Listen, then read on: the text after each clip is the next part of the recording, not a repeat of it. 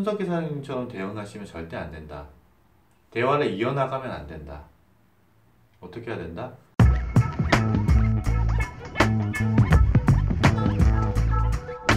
안녕하세요, 박대현입니다.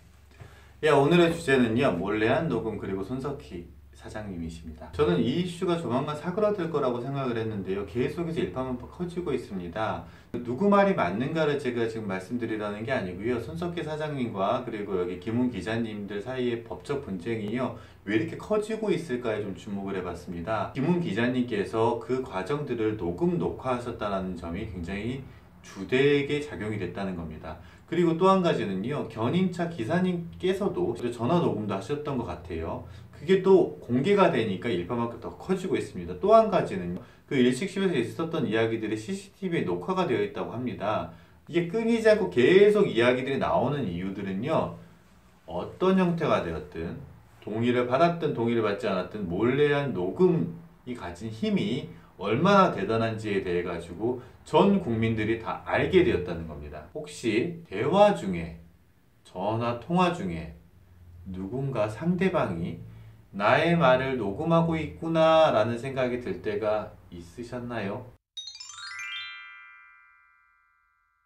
상대방이 나 몰래 녹음을 하는 것 같다 그랬을 때 우리는 어떻게 대처를 해야 될까요? 객관식으로 말씀드릴게요. 첫 번째, 손 사장님처럼 말한다, 대화를 이어간다.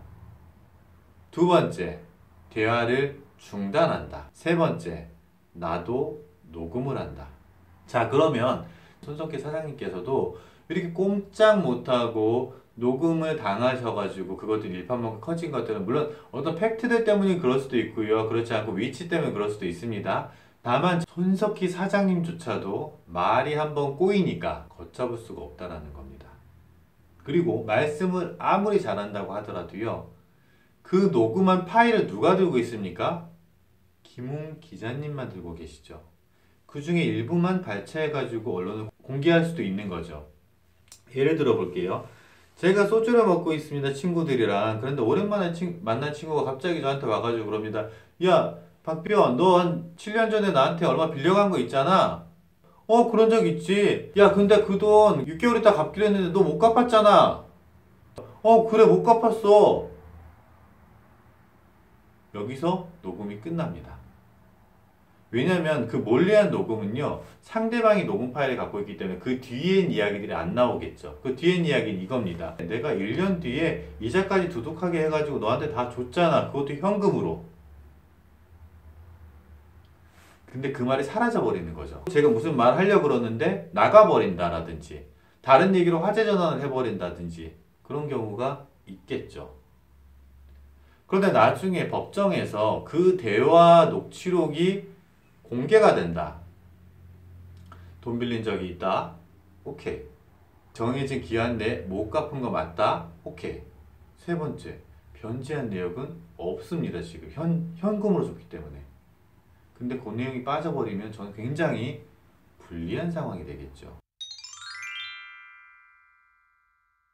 그렇기 때문에 제가 추천드리는 방법은요, 첫 번째, 손석희 사장님처럼 대응하시면 절대 안 된다. 대화를 이어나가면 안 된다. 어떻게 해야 된다? 두 번째, 도망쳐라. 도망쳐라는 거는요, 그냥 그 자리에서 얘가 녹음하는 것 같아, 도망쳐야지, 이게 아니고요, 좀 능숙하게 이야기를 그 박비원, 너 지금 7년 전에 돈 빌려간 거 있잖아, 그렇게 얘기를 한다 그러면 그랬어? 야, 근데 그런 얘기 왜 하는데? 오히려 이유를 물어봐 버리고 회피를 해야 되죠. 대답을 하는 게 아니라 회피를 하고 저 사람이 정말 녹음을 하고 있는 거 아닌가라고 조금 의심을 하셔야 됩니다. 진짜로 녹음을 하는 상태였다 그러면 계속 이야기를 이어가야겠죠. 야, 그게 아니고, 야, 이래가지고 자꾸 설명을 하겠죠. 그랬을 때 제가 아무 대답도 안 하고 그냥 술 먹고 그냥 다른 친구들하고 이야기를 해버리는 것이 가장 현명한 방법입니다. 그럼에도 불구하고 쫓아와가지고 계속해서 물어봅니다. 제 옆자리에 와가지고. 야, 그거 맞잖아. 어떻게 해야 할까요? 그럴 때는 세 번째, 정색을 하셔야 됩니다. 정색을 하고, 야, 나 지금 녹음할 거야? 본인 핸드폰 꺼내십시오. 자, 지금부터 녹음한다. 녹음 버튼 딱 누르시고 말씀하십시오. 야, 지금 너가 지금 나한테 한 얘기 다시 한번 해봐. 라고 하시고요.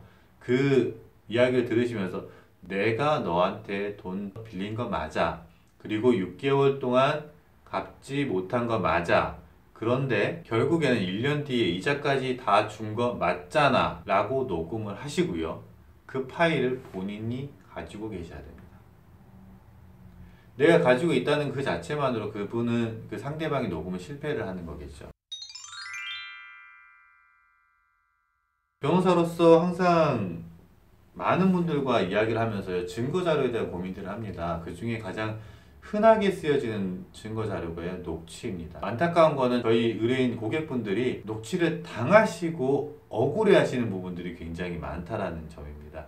지금 손석희 사장님의 녹취 파일이 돌고 있다는 것 그 자체만으로도 손석희 사장님이 이렇게 많으신 분이시고요. 김훈 기자님 같은 경우에는 이렇게 별로 물론 있겠지만 사회적으로는 손석희 사장님에 비하면 조금 경미한 게 아닌가라는 생각입니다. 여러분 혹시라도 누군가 녹음을 하는 것 같다 라고 했을 때는 세 가지를 생각하십시오. 첫 번째, 대화를 손석희 사장님처럼 이어가는 게 아닐까라고 하면 돌이켜 생각해 보시고요.